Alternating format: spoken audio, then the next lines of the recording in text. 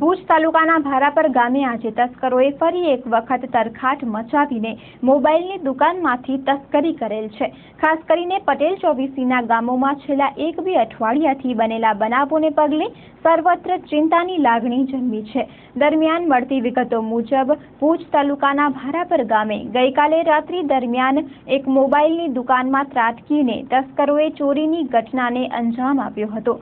રાત્રિના 1:30 વાગ્યાના અરસામાં તસ્કરોએ ટામી વડે મોબાઈલની દુકાનના તાળા તોડીને દુકાનની અંદરથી 12,000 રૂપિયાના જૂના નવા મોબાઈલની ચોરી કરેલ છે। દુકાનના માલિક પપ્પુ મહારાજે આ બનાવ અંગે પોલીસ દફતરે ફરિયાદ નોંધાવી છે। અત્રે ઉલ્લેખનીય છે કે ગત સપ્તાહમાં પણ ભારાપર ગામની જ એક મોબાઈલની દુકાનમાંથી ચોરીની ઘટના સામે આવી હતી। ત્યારે પટેલ ચોવીસીના ગામોમાં ચોરીની ઉપરા છાપરી ઘટનાઓએ ચિંતા જન્માવી છે। દુકાનના માલિકે આ અંગે ચંચળ ન્યૂઝ સાથે વાત કરી હતી। અંદાજે રાત્રે 1:30-2 વાગ્યાની આસપાસ થયેલી છે। એનામાં નવા મોબાઈલ ગયા છે, રિપેરિંગના ગ્રાહકના બધા મોબાઈલ ગયા છે, મેમરી કાર્ડ અને ડેમો છે, મોબાઈલના બેલેન્સ ભરવાના આવે છે, એ બધા ગયા છે।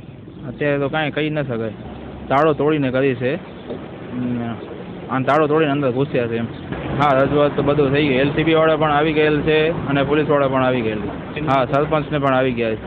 ફરિયાદ બસ લખાવી છે એમની સામે કે આ બધું જે છે સોલ્યુશન એનું થઈ જાય અને પકડાઈ જાય તે હોય તે।